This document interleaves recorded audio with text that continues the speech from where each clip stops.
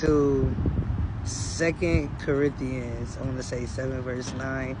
I'll double check that in a minute before this is over with. But it talks about being a cheerful giver, right? Like giving whatever is on your heart. And so, you know me, I deep dive into shit. I'm a deep study. I'm going to get to the nitty gritty. And so tithing in Hebrew means 10.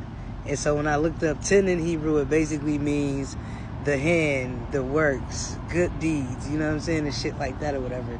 So, and it also meant that it can include finances, but it's not limited to that. So it's basically whatever you produce with your gift, we should be giving 1/10 of that to whoever God puts it on our heart to give it to, right? And that's basically like how he keeps the transfer of wealth of life going. You understand what I'm saying? Then the scripture says to not give scornfully. It says to not give under pressure either. So basically meaning if you got to double think about doing it, then don't even do it, because what happens is ultimately you have turned your whole heart to wickedness, and the riches for the wicked is ultimately stored up for the righteous. You feel what I'm saying? Type of thing. So what was supposed to come to you and you sowing that 10th without having a wicked heart or being pressured to do it will be double to the person that you were supposed to give it to, basically.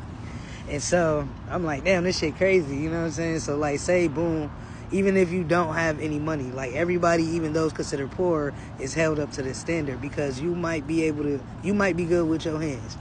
You're not exempt from being able to pull somebody trash. You're not exempt from being able to sing a song to somebody. You know what I'm saying? Like, you have to do it cheerfully. And it's not about expecting.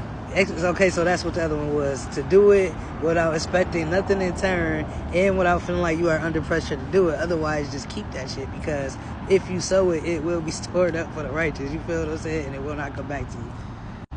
And so for me, this hit, and I've been like, you know what I'm saying, in this place of like, damn, because when I stopped giving, I used to, you know what I'm saying, make sure that I fed the homies like I did something good.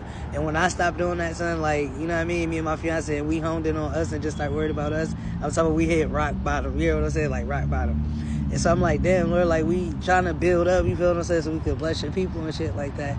But he's like, that's not the way I told you to build. And so he had to put us in a place where now we're building from the ground up. Literally, hands and feet in the mud type shit, you know what I'm saying? And so when you rocking with God, man, ultimately it is to always give with a cheerful heart, do what God puts on our heart to do, because at the end of the day, it's not for us to know. We lean not on our own understanding. So if you got an understanding of why you need to do something, then you probably not doing it for God.